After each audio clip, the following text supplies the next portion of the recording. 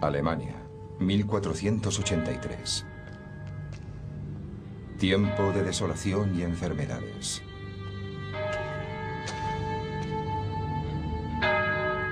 Por aquel entonces, la peste podía exterminar ciudades enteras en apenas unos días. Y una cuarta parte de todos los niños moría antes de cumplir los 5 años.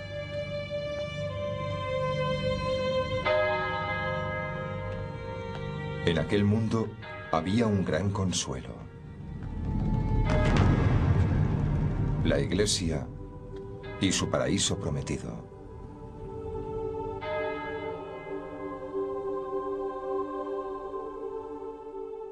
Aquella promesa había convertido a la Iglesia en la institución más poderosa de la tierra. Rica como nadie, más poderosa que la realeza, pero también corrupta y tiránica. Un imperio que habría de derrocar un solo hombre: Martín Lutero.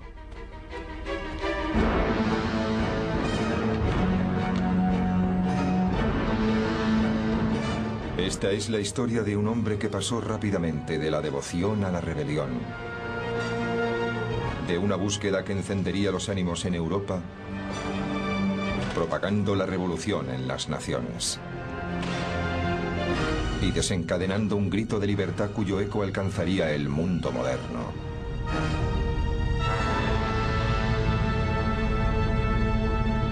Martín Lutero. Camino al desafío.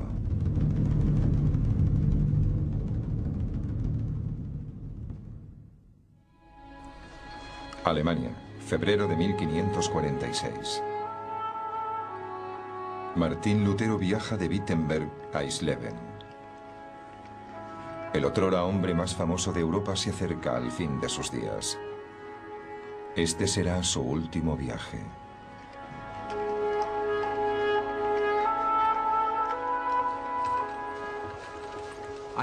Creo que es imposible escribir la historia de la cultura occidental moderna sin hablar de Lutero y de que hay que luchar por aquello en lo que uno cree. O de la idea de que todos somos preciosos a los ojos de Dios. Estas son cosas que damos por sentadas, pero por las que Lutero tuvo que luchar. A Lutero hay que situarlo junto a los grandes emancipadores de la historia de la humanidad, por su defensa del individuo, por su coraje y por estar dispuesto a morir por sus creencias.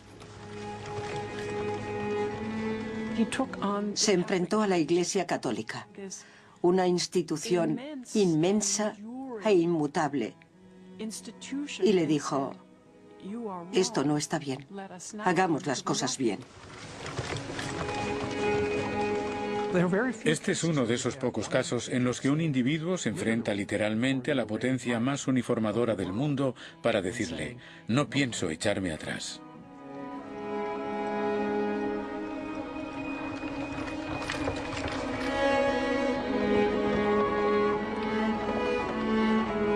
Seguro que no ha habido nadie en 1000 años a quien el mundo haya odiado tanto como a mí. Ojalá nuestro Señor me aconseje y me lleve pronto con Él. Con gusto alargaría el cuello para que sobre él cayese toda la furia de un trueno y me derribase. Amén.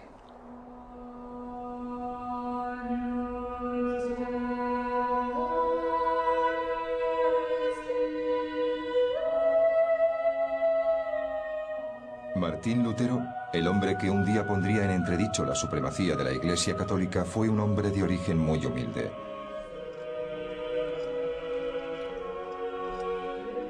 Creció en una pequeña ciudad llamada Eisleben, en el norte de Alemania. Una afanosa comunidad donde la Iglesia era la mayor autoridad. Lo más destacado de la religión en la Baja Edad Media era el cristianismo, la única religión posible. La suya era la única gran historia que se podía contar. Una historia que de hecho se contaba sistemáticamente y que formaba parte integral de las instituciones allí donde uno iba.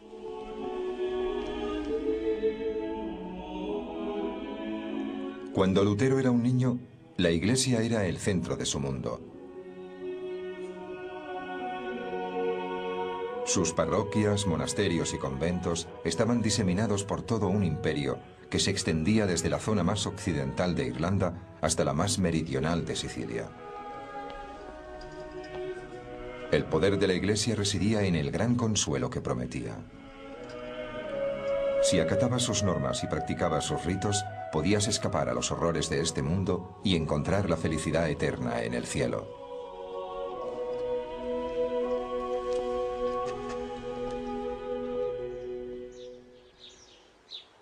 Pero la Iglesia ejercía tanto control sobre la vida en la tierra como en el cielo. Sus reglas y preceptos impregnaban todos los aspectos de la vida diaria. La Iglesia decía qué nacimiento era legítimo. Decía qué matrimonios eran legales. Decía qué testamentos eran válidos. Y en este sentido se inmiscuyó, junto a su sistema legal, en las vidas de la gente de a pie de todos los lugares, no solo en la de sus propios miembros, sino en las del resto de la comunidad.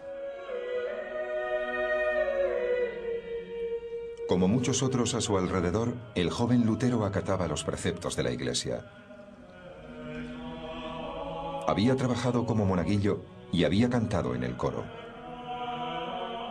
Hasta aquí, una imagen de paz y armonía. Mi vida en casa solo parece haber causado dolor y angustia.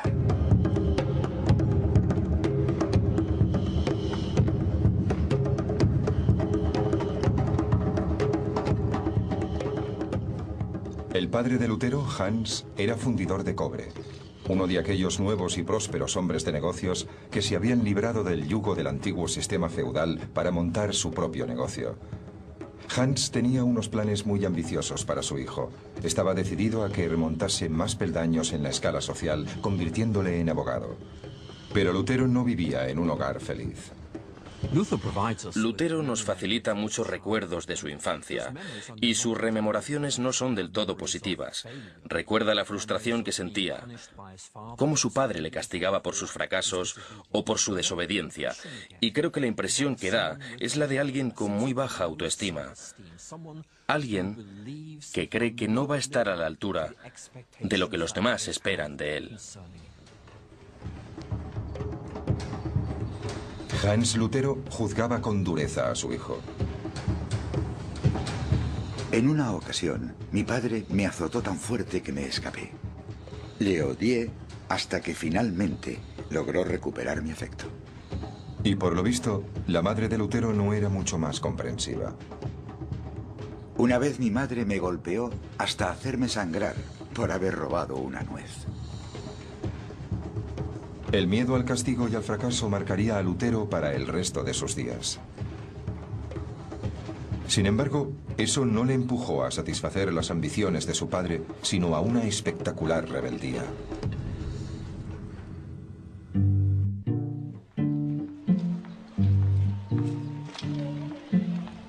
En un principio, Lutero siguió el camino que habían trazado para él. Su padre le envió a las mejores escuelas de la región y a los 18 años empezó a ir a la Universidad de Erfurt. Comparada con la ciudad natal de Lutero, Erfurt era una animada metrópolis. Tenía todo lo que podía necesitar un joven estudiante, innumerables bares y tabernas. Y en una época en la que no había agua potable, el vino y la cerveza eran bebidas de primera necesidad. La ciudad incluso contaba con un burdel municipal regido por el ayuntamiento. Pero Erfurt también era única en aspectos de mayor calado. No era un gran centro industrial ni político, pero sí era un gran centro eclesiástico, y en él abundaban las actividades de la Iglesia. Se calcula que allí había 14 órdenes religiosas distintas representadas en una sola, así como 25 parroquias. De hecho, por aquel entonces se decía que Erfurt era la Roma de Turingia, la Roma de aquella región de Sajonia, debido a la alta concentración de talentos eclesiásticos.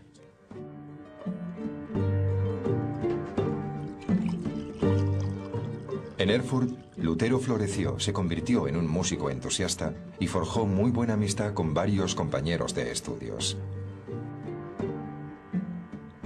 Lutero se fue a los 14 o 15 años a estudiar lejos de su familia y se encontró con unos amigos muy pero que muy absorbentes. Los lazos entre aquellos jóvenes podían ser muy fuertes. Eran unos lazos muy estrechos que hacían que se sintiesen miembros de una misma familia. En aquel punto de su vida, los amigos se convirtieron en todo lo que tenía. Lutero estudió con ahínco. Se licenció en artes y obtuvo una maestría. Lo único que le quedaba para ser todo lo que su padre esperaba de él era tomar el último curso de leyes. Pero de pronto, todas las convicciones en la vida de Lutero se vinieron abajo. En el año 1505, la peste azotó a Erfurt.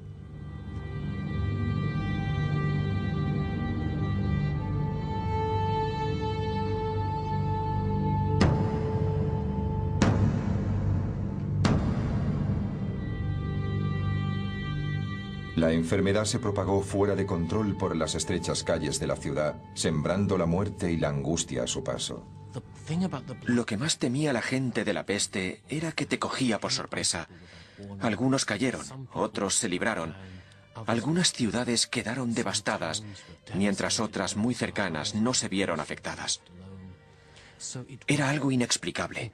Por aquel entonces nadie sabía cómo se contraía, nadie sabía por qué se contraía. Lo único que había era una sensación generalizada de que Dios les estaba castigando por sus pecados. Era una terrible y visible muestra de castigo.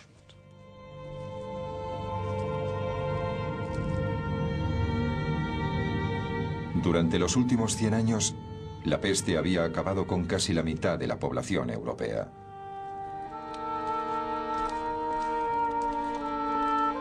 Pero la epidemia atacaba ahora a Lutero directamente. 3 de sus amigos murieron víctimas de la enfermedad. Y aquella visión de la mortalidad del hombre y el miedo a la ira de Dios traería consigo el primer cambio radical en la vida de Lutero.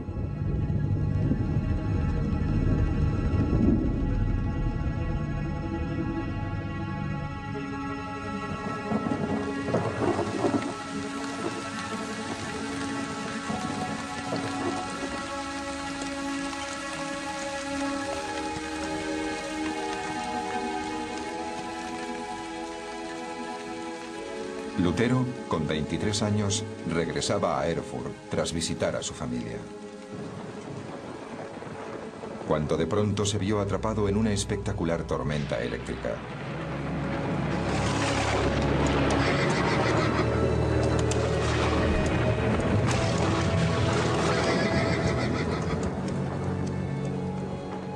Nadie sabe exactamente qué le ocurrió a Lutero aquella noche, pero le afectó en lo más profundo de su ser. De repente, acechado por el pánico y la congoja de la muerte, me vi obligado a hacer un trato con Dios. Ya había perdido a 3 amigos por culpa de la peste y ahora se enfrentaba él mismo a la muerte, de manera que Lutero llegó a un acuerdo con Dios. Si sobrevivía, se haría monje. La cercana experiencia de la muerte te lleva a pensar en qué estado está tu alma, cuál es el balance. Estoy hablando casi de una especie de contabilidad espiritual. Uno se pregunta, ¿en qué estado estoy? ¿Cuál es el balance de mi vida? De haber muerto ahora, de no haber funcionado mi invocación, ¿dónde habría terminado? En el infierno, por pecador.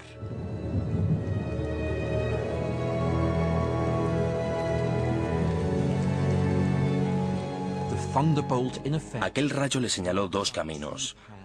Podía coger el camino que su padre quería que cogiera, o podía coger el camino que, en sus propias e inconscientes cavilaciones, él mismo empezaba a creer que debía tomar.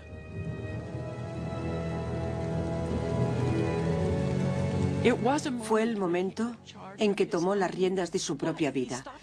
Dejó de hacer lo que su padre quería que hiciera y a partir de aquel instante se entregó libremente a la vida espiritual y se dedicó a buscar en el universo las respuestas que tanto ansiaba.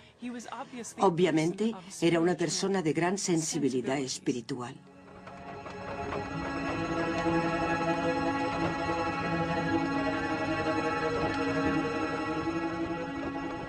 Ah, cómo se enfureció mi padre al averiguar que su hijo no iba a convertirse en abogado. Perdió la razón, se comportó como un loco. ¿Cómo se iba a imaginar él que el hecho de tener un monje en la familia le iba a suponer más prestigio y vergüenza que 1000 abogados vestidos de armiño?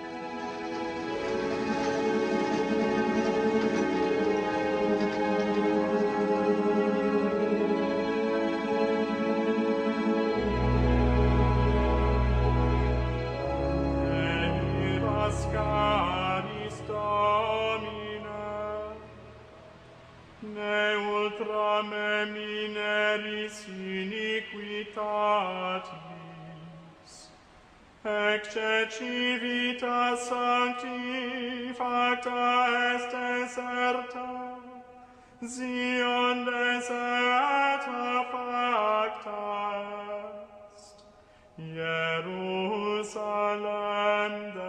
desolata est. Los monasterios y conventos de Europa eran una sociedad en sí mismos. Ofrecían a los fieles una vida dedicada a la plegaria, la meditación y la búsqueda de la salvación.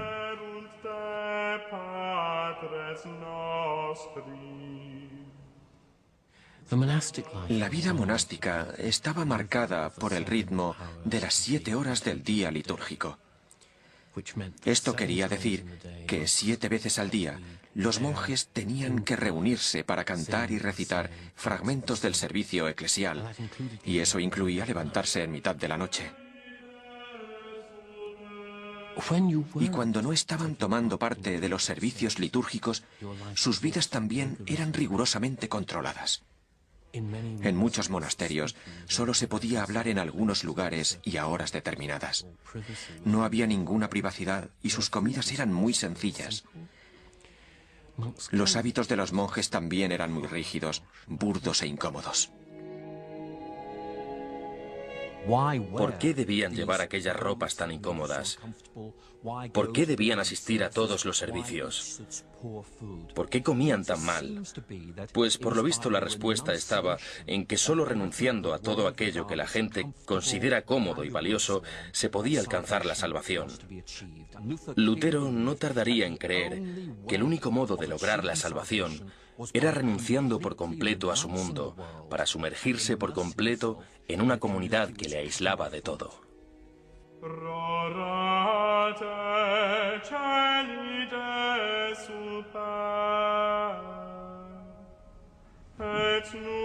Dos semanas después de aquella noche en el bosque, Lutero se unió a una de las órdenes monásticas más severas de Alemania, los monjes agustinos de la estricta observancia. Se cortó el pelo, se vistió con la túnica blanca de los monjes novicios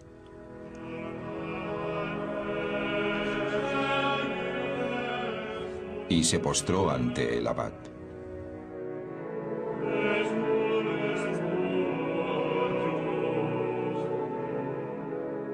Acababa de ingresar en el mismísimo seno de la Iglesia Católica. No era el tipo de orden que uno elegía si lo que quería era una vida cómoda y fácil. No era en absoluto ese tipo de centro religioso. Sin embargo, creo que era una buena orden para alguien espiritual y mentalmente dotado.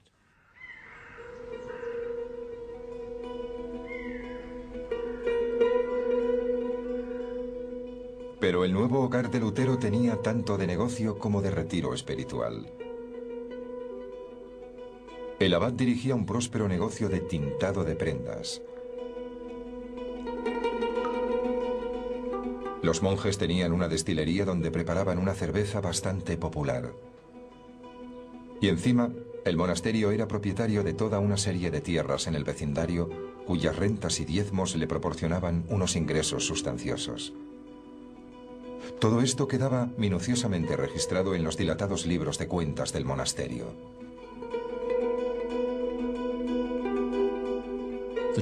La Iglesia no pedía ayuda a sus feligreses, se la exigía, se la imponía. Tenía derecho para recaudar el diezmo que no era precisamente una contribución voluntaria, sino un tipo de impuesto que estabas obligado a pagar si no querías que te llevaran a juicio. Además, todo el mundo accedía a su pago, porque les habían inculcado desde su más tierna infancia que si no contaban con los servicios de la Iglesia, sus almas correrían un grave peligro.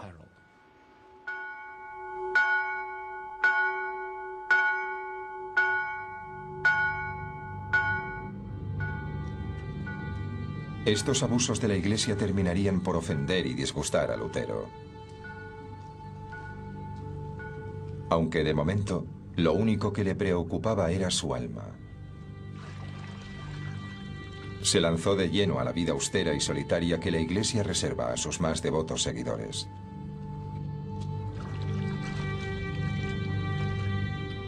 No tardó en pasar del hábito blanco de los novicios al negro de los monjes consumados.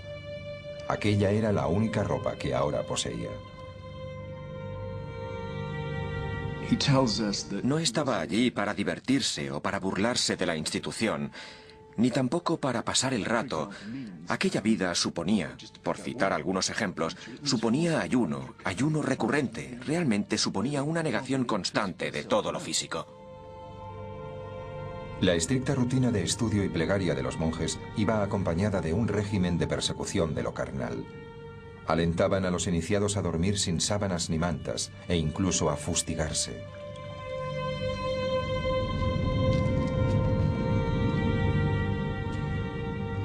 Una de las cosas que pretendían era emular el sufrimiento de Cristo para así convertirse en ascetas. Creían que al dominar sus deseos carnales, al dejar de necesitar la comida, la compañía sexual y las comodidades de la vida, se estaban identificando con Cristo. Creían que así luchaban contra las fuerzas del mal en su interior, que así combatían sus más bajos instintos.